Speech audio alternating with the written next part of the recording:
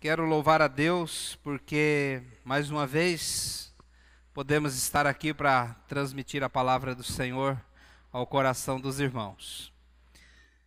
Tenho orado especificamente, irmãos, e o que Deus tem colocado no meu coração é isso, orado especificamente para poder pregar o Evangelho e pregar com clareza, pregar com autoridade espiritual.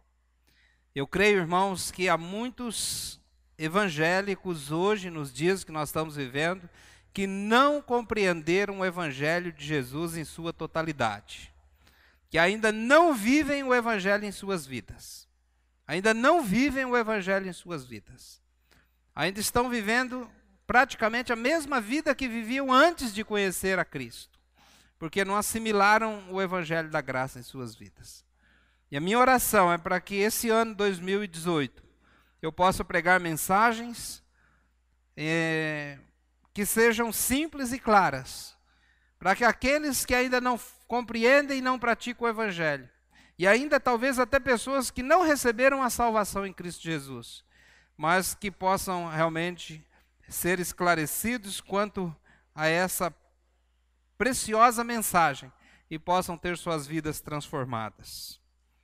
Tenho orado constantemente. Quero também avisar a igreja que permaneço em oração em favor da minha vida e da vida de toda a liderança da igreja, dos presbíteros, dos diáconos, dos líderes de célula, para que Deus possa nos revestir com a sua autoridade, para podermos promover o crescimento e o amadurecimento da Igreja Batista das Boas Novas.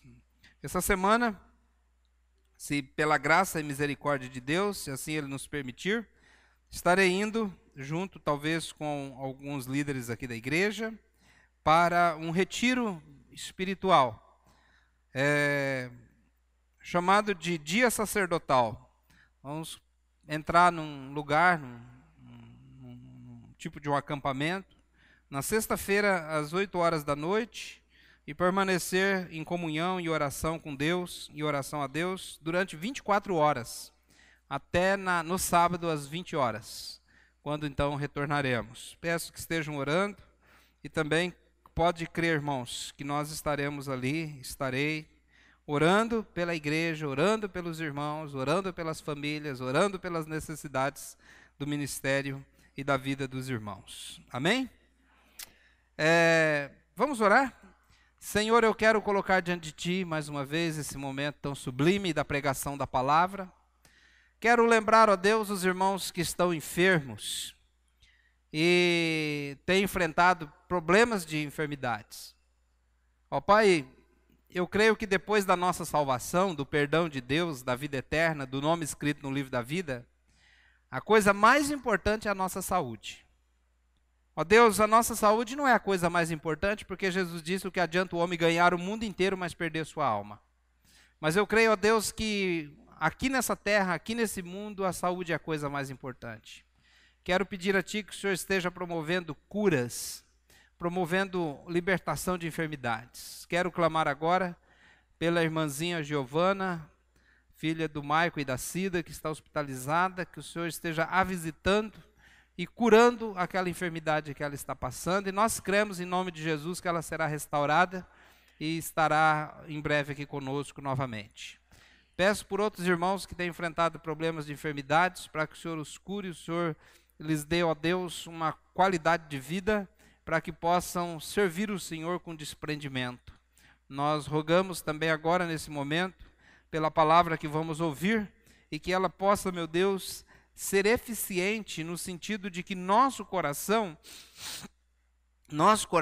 possa ser um terreno fértil para que a palavra seja eficiente em nós. Ó Deus, eu peço a Ti que o Senhor nos ajude a compreendermos essa palavra em nome de Jesus. Ó Deus, faz a obra agora, esteja abençoando o coração dos irmãos, a mente dos irmãos, o meu coração, a minha voz, a minha entrega, ó Pai, dessa palavra que o Senhor colocou em meu coração, que o Teu Espírito de graça possa estar aqui conosco agora, nos ensinando, e que toda obra maligna de resistência à palavra seja repreendida em nome de Jesus. Abençoe a todos que estão aqui agora, em nome de Jesus, amém. Irmãos, o tema da mensagem como o evangelho deve ser proclamado. Colossenses 1:28. Nós o proclamamos, advertindo e ensinando a cada um com toda a sabedoria, a fim de que apresentemos todo o homem perfeito em Cristo. Na versão atualizada, diz assim, o qual nós anunciamos, advertindo a todo homem, ensinando a todo homem, em toda a sabedoria, a fim de que apresentemos todo o homem perfeito em Cristo. Meus amados, o Evangelho, por definição, é a salvação de Deus em Cristo Jesus. Por decisão própria, o ser humano decidiu rebelar-se contra Deus. Como está escrito em Gênesis 3, 5-6, se você puder ler, eu coloquei. Nós vamos ler muitos versículos hoje, então eu vou colocar aqui na tela para ficar mais fácil para nós lermos, tá bom? Assim você não perde tempo procurando o texto. Olha lá. Quando a mulher viu que a árvore parecia agradável ao paladar, era atraente aos olhos e, além disso, desejável para dela obter discernimento, tomou do seu fruto e comeu. Então, a Eva desobedeceu por livre e espontânea vontade a ordem de Deus em não comer do fruto proibido. Ela comeu, deu ao seu marido e ele comeu com ela. Então, o pecado é uma decisão própria do ser humano. E apesar do pecado ser uma herança recebida do primeiro homem, como diz em Romanos 5:12, portanto, da mesma forma como o pecado entrou no mundo por um homem, que é Adão, e pelo pecado a morte, assim também a morte veio a todos os homens, porque todos pecaram. Todos pecaram. Então, apesar do pecado ser uma herança recebida do primeiro homem, Adão, cada um de nós é responsável por seu próprio pecado. Às vezes você pode pensar, mas se foi Adão que pecou, não tem nada a ver com isso. O problema é dele, né? Na verdade, Adão é o pai da humanidade e o pecado foi transmitido à raça humana. Na verdade, irmãos, o pecado ele é transmitido pela semente do homem. Do homem. Ele é transmitido a todos os seus descendentes. Mas apesar do pecado ser uma herança de Adão, cada um é responsável pelo seu próprio pecado. A Bíblia diz, em Romanos 3, versículo 11, não há ninguém que entenda, ninguém que busque a Deus. Todos se desviaram, tornaram-se juntamente inúteis. Não há ninguém que faça o bem, não há nenhum sequer. Então todos, diz Romanos 3, próximo versículo, pois todos pecaram e destituídos estão destituídos da glória de Deus. Todos pecaram, estão destituídos da glória de Deus. Então, o ser humano é responsável. Tem um outro texto que diz, acho que é Amós, que fala assim, tinha um ditado em Israel, né, que fala assim, os pais comem uvas verdes e os dentes dos filhos se embotam. Mas ele diz, esse ditado é mentira, porque cada um será responsável pelo seu próprio pecado, de maneira que ser humano algum vai chegar diante de Deus e colocar a culpa em Adão, pelo pecado o qual ele está sendo condenado. Mas Deus, irmãos, também o pecado traz condenação, porque o pecado é uma infração cometida contra a santidade e justiça de Deus. 1 João 3,4 fala isso. Pode passar, irmão. Todo aquele que pratica o pecado faz o quê? Transgride a lei. De fato, o pecado é transgressão da lei. Então, o que é pecado? Pecado é a transgressão da lei de Deus. Isso é pecado, né? A transgressão da lei de Deus. Então, pecado é a transgressão da lei de Deus. É por isso que a humanidade foi condenada. É por isso que o pecador é condenado, porque ele transgrediu a lei de Deus. Mas Deus, na sua infinita graça e misericórdia, decidiu salvar a humanidade perdida e condenada. Então, apesar de nós sermos justamente condenados por Deus por causa do nosso pecado, Deus não agiu imediatamente com a sua justiça e com a sua punição. Ele agiu primeiramente com a sua graça. Ele agiu com a sua graça. Agiu em sua graça, trazendo salvação a todos nós. Meus amados, João 3,16, acho que todos conhecem, né? Que diz, porque Deus, vamos ler todos juntos? Porque Deus tanto amou o mundo, que deu seu Filho unigênito, para que todo aquele que nele crê não pereça, mas tenha a vida eterna.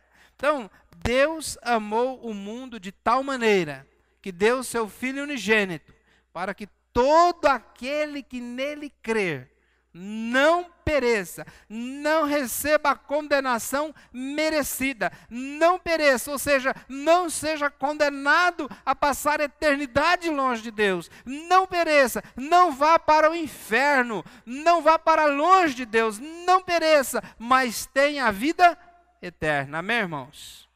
Louvado seja o nome do Senhor por essa graça sobre nós.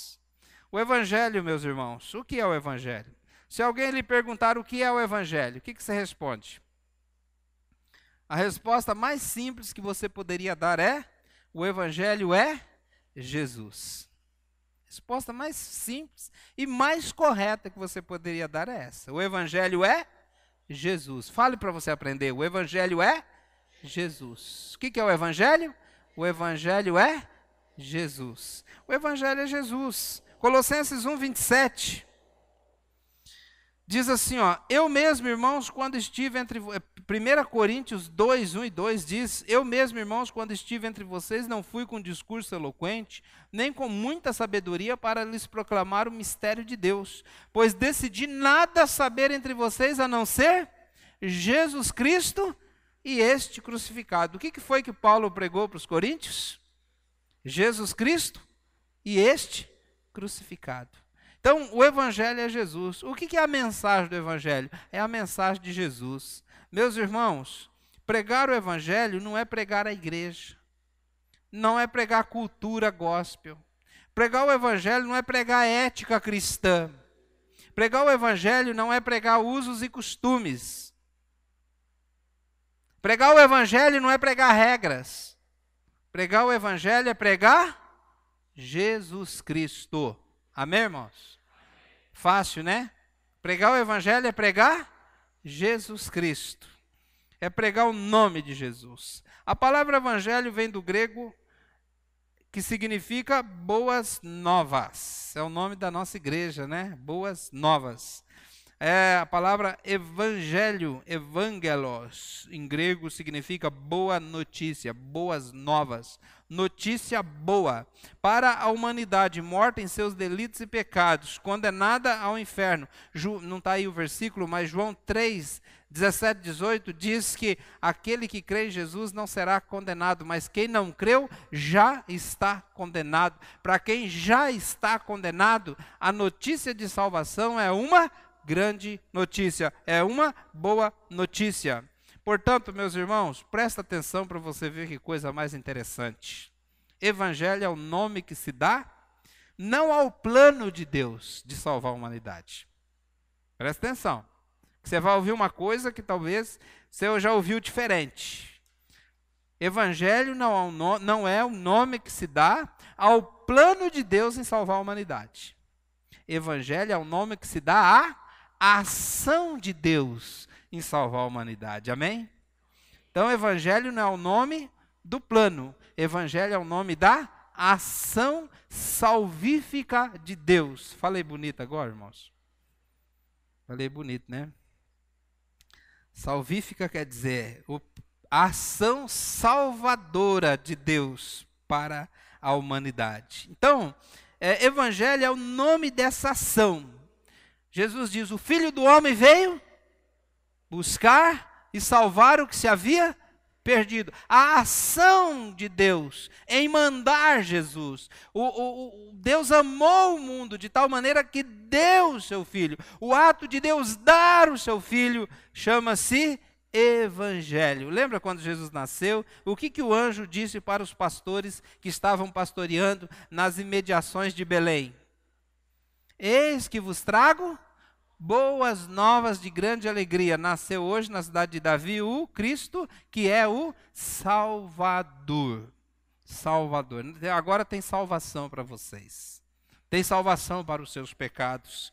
Portanto, meus irmãos, evangelho é a boa notícia de que Deus agiu em nosso favor, agiu em meu favor, agiu em seu favor para lhe salvar. Amém, querido? Por que nós temos que, segundo lugar, então, por que nós temos que proclamar o evangelho? Por que nós temos que proclamar o evangelho? Irmãos, o evangelho, ele não deve ser apenas compreendido, aceito e vivido. O evangelho, ele precisa ser pregado, proclamado pelo povo de Deus. Depois que nós aceitamos o evangelho, é a palavra que a gente usa, né? Aceitamos o evangelho. A coisa mais clara, como o Saulo acabou de falar aqui, a coisa mais clara para o crente é a proclamação do evangelho. Não é? A proclamação do evangelho. Portanto, meus irmãos, o evangelho não é para ser compreendido e vivido apenas. Ele é para ser proclamado, pregado. O evangelho não é apenas a verdade, mas o evangelho é o poder de Deus para a salvação de todo aquele que crê, como diz em Romanos 1,16. Não me envergonho do evangelho, porque é o poder de Deus para a salvação de todo aquele que crê, primeiro do judeu e depois do grego. Então o evangelho não é apenas a verdade de Deus, o evangelho é o poder de Deus. Diga, repita essa palavra para ficar na sua mente, no seu coração. O evangelho é o poder de Deus. Com mais convicção, querido, o evangelho é o poder de Deus. O evangelho é o poder de Deus para a salvação de todo aquele que crê. Portanto, as pessoas não são salvas apenas por meio da verdade. As pessoas são salvas por meio do poder de Deus que está na mensagem do evangelho. Essa mensagem precisa ser proclamada. O evangelho é o poder de Deus para a salvação do teu pai que ainda não é crente, ainda não é salvo. O evangelho é o poder de Deus para a salvação da tua mãe que ainda não é salva, do teu irmão que não é salvo. O evangelho é o poder de Deus para a salvação do teu primo, da tua prima. O evangelho é o poder de Deus para a salvação do teu amigo lá do trabalho, do teu vizinho, do teu Natanael. O evangelho é o poder de Deus para a salvação de quem ainda não recebeu a salvação. Obrigado.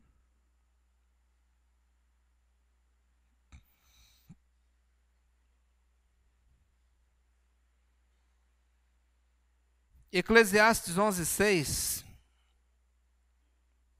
acho que não está esse versículo, diz que nós devemos semear a nossa semente pela manhã. Diz, semeie pela manhã a tua semente, e à tarde não repouses a mão, porque não sabes qual prosperará, se uma, outra ou ambas. Meus irmãos, o que esse versículo nos ensina? Sobre proclamar o evangelho. Que nós devemos lançar as sementes tempo e fora de tempo. Esse versículo nos encoraja a lançar as nossas sementes. Que devemos espalhar a mensagem do evangelho aos corações. Porque você não sabe quando a mensagem vai germinar. Se logo, ou se vai demorar, ou se não vai. Portanto, lance a sua semente. Esse versículo ensina sobre a constância que nós devemos trabalhar. Ele diz, logo pela manhã, é o momento em que você está mais animado e disposto para trabalhar. Estou certo ou estou errado? Está animado, está descansado, você está firme. Agora, realmente, quando chega de tardezinha, já nas horas extras, né? Você já está cansado, já está com vontade de ir para casa, está pedindo cama. Mas ele diz, olha, logo cedinho, quando você está animado e disposto, lance a sua semente. Mas mesmo que chegou de noite, você deve continuar lançando a sua semente. Não se deixe vencer pelo cansaço e pelas limitações. Não pare de semear. Fala da perseverança no serviço de semear a semente do evangelho. É preciso obedecer, mesmo depois que o sol se pôs. Não importa mais o que façamos em nossas iniciativas missionárias. É preciso pregar o evangelho. Nada substitui a pregação do evangelho. Nenhuma outra atividade evangélica, atividade que fizermos na igreja, substituirá a proclamação pessoal do Evangelho. As pregações abundantes do Evangelho, portanto, não é apenas o cumprimento de uma ordem ou uma estratégia missionária, mas é um reconhecimento pessoal do poder de Deus agindo na humanidade. O Evangelho é Jesus, o Evangelho é o poder de Deus para a salvação de todo aquele que crê. Amém, irmãos? Portanto, depois dessa brevíssima introdução, vou começar então aqui meu sermão. Como o Evangelho deve ser proclamado? Colossenses 1:28. Nós anunciamos, advertindo, deixa eu ler aqui na NVI. Nós o proclamamos, advertindo e ensinando, a cada um com toda a sabedoria, a fim de que apresentemos todo homem perfeito em Cristo. Olha como esse versículo é precioso, irmãos. Ele nos ensina como devemos proclamar o Evangelho. Em primeiro lugar, então o Evangelho deve ser proclamado a todo homem. O Evangelho deve ser proclamado a todo homem. Antes de tudo, você deve ter notado que ele repetiu 3 vezes a expressão todo homem. Proclamar e ensinando a todo homem, que na atualizada que ele fala, né, ele diz, anunciamos e advertindo a todo homem, ensinando a todo homem, em toda a sabedoria, a fim de que apresentemos todo homem perfeito em Cristo. Meus irmãos, o apóstolo destaca a qualidade universal da mensagem cristã. É interessante que existem 2 palavras que são muito parecidas, mas que são totalmente diferentes. Não sei se os irmãos já ouviram falar da palavra esotérico. Existe a palavra esotérico com X, existe a palavra esotérico com S. Sabia? A palavra esotérico com S significa aquela ideia do esoterismo que você conhece, da mensagem no sentido espiritualista, de que os astros, forças exteriores governam as ações da humanidade, né? Esotérico. A palavra esotérico com X significa uma mensagem universal. Tem nada a ver, pode procurar depois no dicionário, com tempo, a palavra esotérico com S, a palavra esotérico com X. Portanto, na época do apóstolo Paulo, quando ele estava escrevendo aos Colossenses, existia um grupo chamado de gnósticos. E basicamente a mensagem dos gnósticos era que o corpo, a matéria era completamente má e totalmente impossibilitada de receber qualquer coisa espiritual. De maneira que nós precisaríamos evoluir espiritualmente para podermos alcançar algum tipo de conhecimento sobrenatural. Portanto, a mensagem era apenas para aqueles poucos iluminados que receberiam a mensagem de Deus. Paulo disse, não, a mensagem não é esotérica com S, a mensagem é esotérica com X. Ela é universal, ela é para todos, para todas as pessoas, para todos os seres humanos, como Jesus disse, ide por todo mundo pregar o evangelho a toda criatura. Quando fala criatura ali, irmãos, está falando de criatura, tipo de animais, né? Mas está falando de todo ser humano, todas as pessoas. Portanto, meus irmãos, em contraste, então, com esse exclusivismo que Paulo enfrentava dos gnósticos na igreja lá de Colossos, que eles queriam selecionar apenas uma elite, como é que as pessoas falam aí, os espíritas falam, alguns mediúnicos, né, que tinham uma mediunidade desenvolvida para entender as coisas espirituais. Paulo falou, não. Nada disso, o evangelho é para todos, ela pode ser compreendida por todos, compreendida por todas as pessoas. E aqui, meus irmãos, nós também precisamos pensar não só em todas as pessoas, mas precisamos pensar em classes e culturas. Há muitas classes de pessoas no planeta. Mesmo na cidade que nós moramos, há classes de pessoas, há o pobre do pobre, o rico do rico. Há culturas, as famosas aí tribos. E também nós precisamos pensar, irmãos, que o evangelho que nós pregamos não deve alcançar apenas as pessoas que têm uma certa afinidade com o nosso estilo de vida, mas deve alcançar todas as pessoas. Todas as pessoas. Em segundo lugar, o apóstolo Paulo fala de advertindo e ensinando. Como que o evangelho deve ser proclamado? Deve ser proclamado em tom de advertência. 1 Tessalonicenses 5, versículo 1, diz o seguinte: irmãos, quanto aos tempos e às épocas, não precisamos escrever-lhes, pois vocês mesmos sabem perfeitamente que o dia do Senhor virá como ladrão à noite. Quando disserem paz e segurança, a destruição virá sobre eles de repente, como as dores de parto à mulher grávida, e de modo nenhum escaparão. Mas vocês, irmãos, não estão nas trevas, para que esse dia os surpreenda como ladrão. Vocês todos são filhos da luz, filhos do dia, não somos da noite nem das trevas. Portanto, não durmamos como os demais, mas estejamos atentos e sejamos sóbrios. Lembra da palavra de Jesus, Mateus capítulo 23? O Filho do homem virá como ladrão na noite. O dia e a hora ninguém sabe. Muitos serão pegos de surpresa, muitos serão pegos de completa surpresa, despreparados. Jesus contou muitas parábolas de advertência. Contou a parábola das 10 virgens, 5 prudentes e 5 loucas, que estavam aguardando noivo, mas 5 não estavam preparadas e não puderam entrar nas bodas, naquele casamento. Perderam a oportunidade. E ele fala a mesma coisa, ele diz, olha, muitos vão dizer assim, quando disserem paz e segurança. Interessante que nós estamos vivendo, principalmente o carioca, né, está vivendo nessa época ainda. Chegamos no momento, no Brasil aqui, que tem paz e segurança. Então Jesus não vai voltar assim, pelo menos...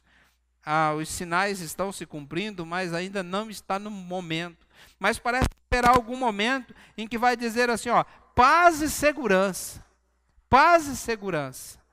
Olha, agora está todo mundo com dinheiro no bolso, tem paz e segurança na terra, mas virá como um ladrão. O Senhor Jesus virá de repente. Então, meus irmãos, o que ele está dizendo aqui? Está dizendo que o evangelho precisa ser pregado em tom de advertência. O termo aqui traz a ideia de avisar. Você já advertiu alguém?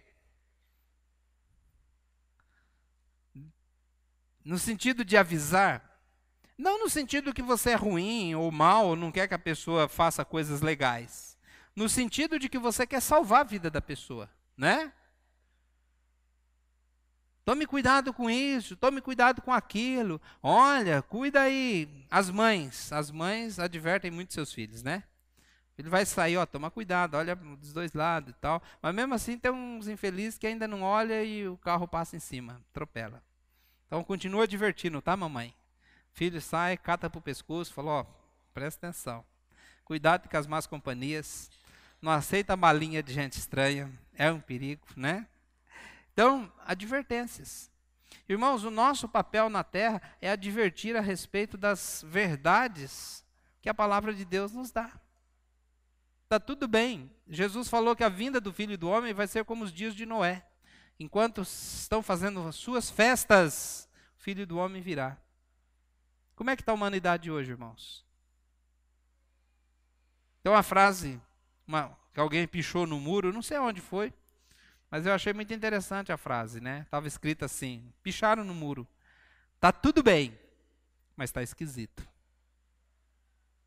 Eu gostei, achei interessante. Está tudo bem, mas está esquisito. Irmãos, a história do pecador na raça humana é exatamente desse jeito. Está tudo bem, pecador, mas está esquisito. Porque o Filho do Homem pode voltar. Pode voltar hoje mesmo. Pode voltar ainda antes de terminar esse culto. Fala, mas se Jesus demorar para voltar? E você sabe que quando você morrer, você terá que se encontrar com Jesus e prestar conta da tua vida diante do justo juiz. Ah, mas eu vou demorar a morrer, como é que você sabe? Então, a pregação deve ser em tom de advertência, em tom de aviso. Ezequiel 33, 9.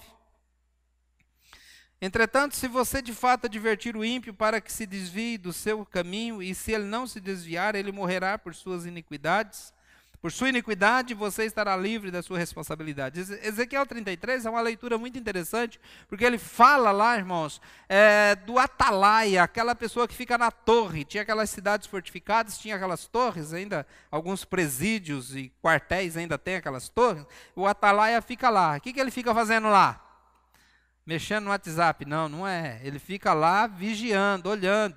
E se de repente o inimigo vem, ele está no alto, ele tinha que tocar uma espécie de corneta lá, para que as pessoas se preparassem para a batalha. Mas se o atalaia tivesse distraído e não avisasse, e viesse a guerra e muita gente morresse, por não estarem prevenidas, falou assim, olha, a culpa é do atalaia. Aí tem um versículo que ele diz, olha, filho do homem, te coloquei por atalaia na casa de Israel. E se eu disser que a espada vem, e se eu disser que eu vou cobrar o pecado de vocês, e você não os avisar, eu vou cobrar de você. Mas se você avisar e eles não se derem por avisados, não se importarem com o que você avisou, aí é problema deles, mas você avisou.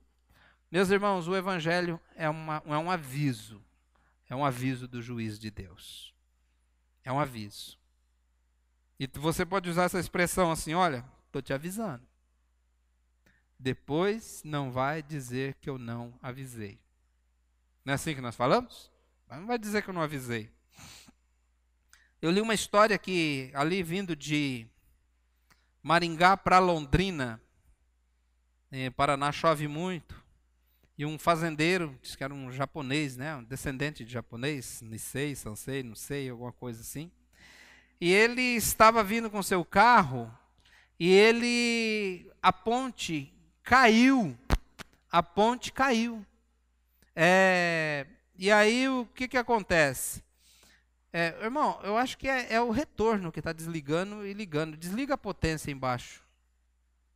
Porque quando ela faz esse barulho, para aqui. Deixa ela desligada para ver. Tá bom? Vamos ver se melhora. Aí ele conseguiu ver que deu uma tromba d'água e levou a ponte. E vinha vindo um ônibus. E ele parou o carro e de noite, com chuva, ele pulou na frente do ônibus. Gritando, para. O ônibus olhou, o motorista viu aquilo, ele jogou o carro para o meio do barranco lá, para o meio de uma lavoura que tinha, e parou, as pessoas se machucaram no ônibus, ele desceu xingando o japonês. Falou, japonês maluco, quase que eu te mato, quase que eu mato as pessoas que estão aqui, você está louco? Falou, louco está você, porque a ponte caiu, e se eu não te aviso, você morreria e mataria todas as pessoas. Irmão, se os seus parentes, se os seus amigos estivessem num ônibus caminhando para uma ponte caída, você pularia na frente, você se esforçaria para avisá-los? A situação do pecador é muito pior, meus irmãos, do que estar num ônibus indo para cair na ponte, muito pior. Mas muitas vezes nós estamos de braços cruzados.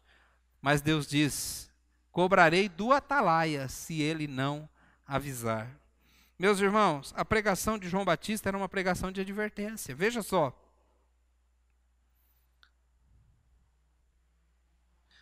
Mateus 3,7 diz, deem fruto que mostre o arrependimento. João Batista aqui estava pregando para os fariseus, aqueles líderes religiosos da nação de Israel, que foram até ele para ouvir a pregação. Ele falou, deem frutos que mostram o arrependimento. O machado já está posto à raiz das árvores. E toda árvore que não der bom fruto, será cortada e lançada ao fogo. Eu os batizo com água para arrependimento, mas depois de mim vem alguém mais poderoso do que eu, tanto que não sou digno nem de levar as suas sandálias. Ele os batizará com o Espírito Santo e com fogo. Ele traz a pá em sua mão e limpará a sua eira.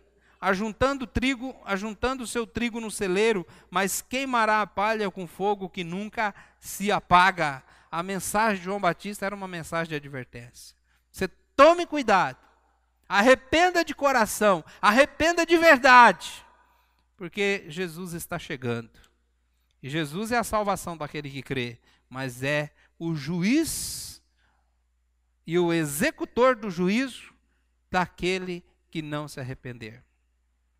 Portanto, meus irmãos, o pecador precisa ser avisado do destino que lhe aguarda. Marcos 16, 15 e 16,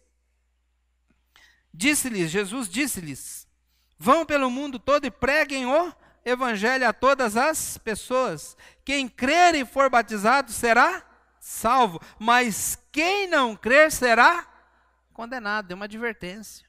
É uma advertência. Como diz em Apocalipse, capítulo 20, versículo 15 também. Aqueles cujos nomes não foram encontrados no livro da vida foram lançados no lago de fogo. Existem também advertências àqueles que já são salvos. E talvez esse seja até o foco do apóstolo Paulo aqui. Advertências para nós que já somos crentes em Cristo Jesus. Mas eu não vou entrar nesse assunto agora. Portanto, meus irmãos, ele diz, olha, vocês devem advertir.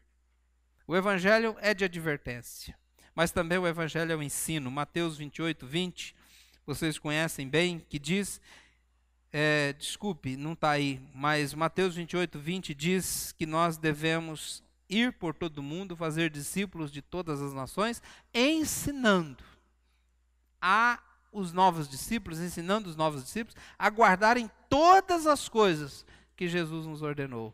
Meus irmãos, não basta advertir pessoas, é preciso ensinar as verdades positivas da palavra de Deus.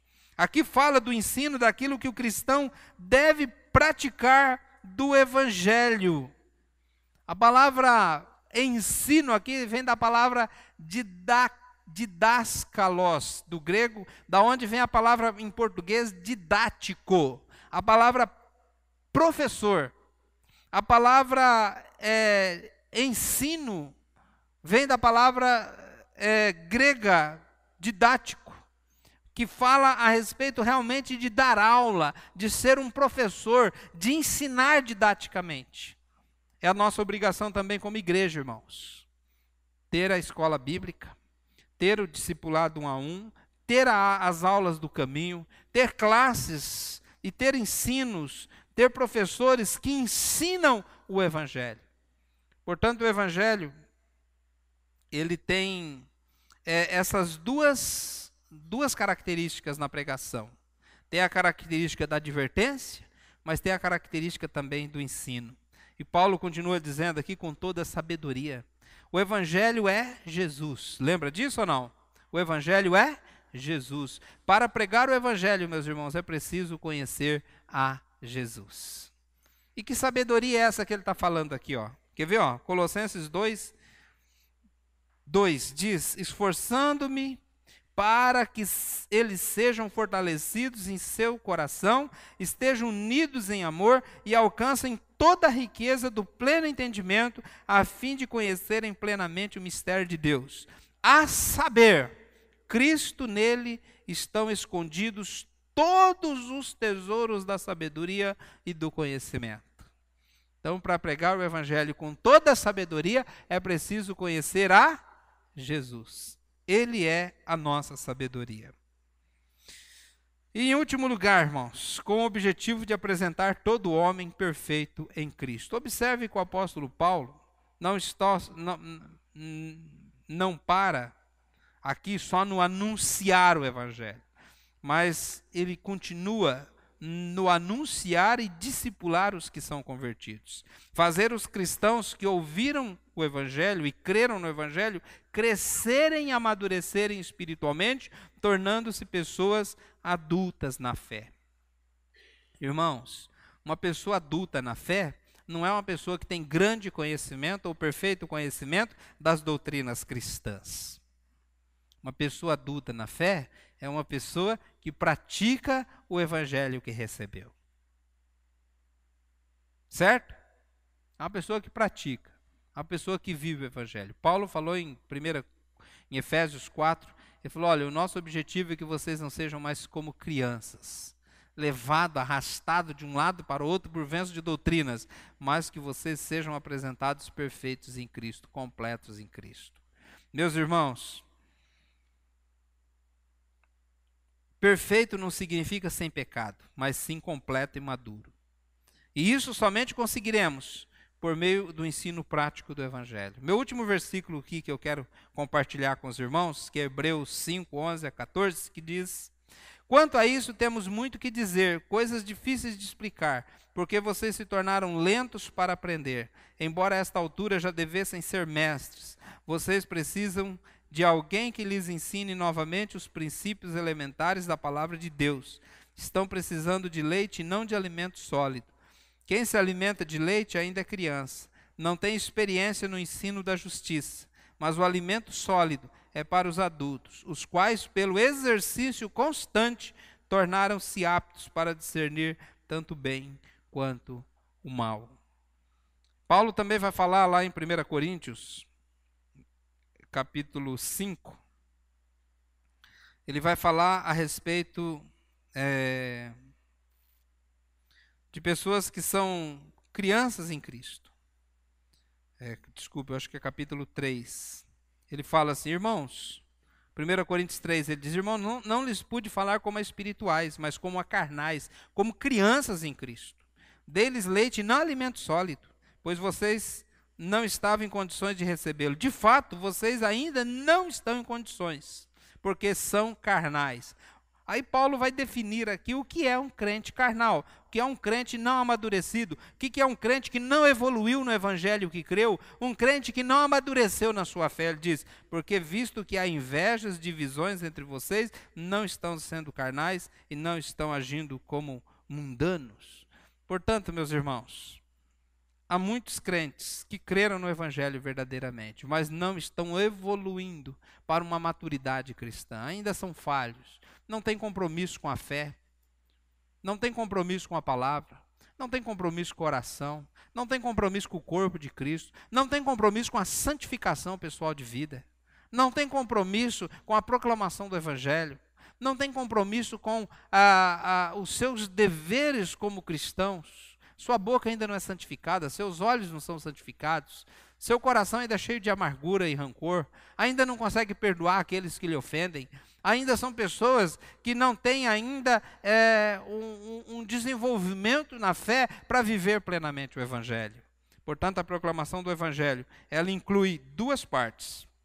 A proclamação ao perdido que não conhece e a proclamação ao salvo que já conhece. A grande parte, ou melhor dizendo, quase que 100% do que o apóstolo Paulo proclamou do Evangelho nas suas epístolas, ele proclamou para os salvos, para que eles pudessem crescer na fé e viver plenamente o Evangelho que eles creram. Vamos curvar nossa cabeça, vamos falar com o Senhor. Senhor Deus nosso Pai, eu quero nesse momento rogar a Ti, meu Deus, em nome de Jesus Cristo, pela Tua graça e Tua misericórdia, que age em nossas vidas, para que essa palavra possa entrar em nossos corações. Meu Deus, aquilo que me faltou explicar, aquilo que as minhas limitações humanas não puderam atingir, que Teu Espírito de graça possa complementar na vida e no coração dos irmãos que aqui ouvem essa palavra. Quero pedir a Ti, ó Deus, que o Senhor venha abençoar, que a Tua mão venha realmente, Tua graça venha abençoar os corações, Deus. Abençoa, Pai Santo, para que todos aqui possam compreender essa palavra. Nos dê, portanto, graça e condições de sermos mais ousados na proclamação do Evangelho, advertindo solenemente o pecador dos seus caminhos errados, para que não venham cair na condenação e na morte eterna longe de Deus. Seria a pior desgraça possível na vida de alguém, viver eternamente longe do Senhor, separado da glória do Senhor, nas chamas eternas do lago de fogo.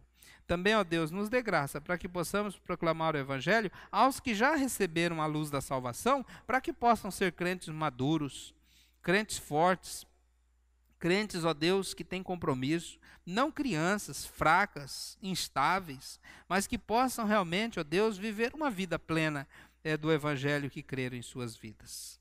Eu clamo a Ti, Pai, em nome do Senhor Jesus.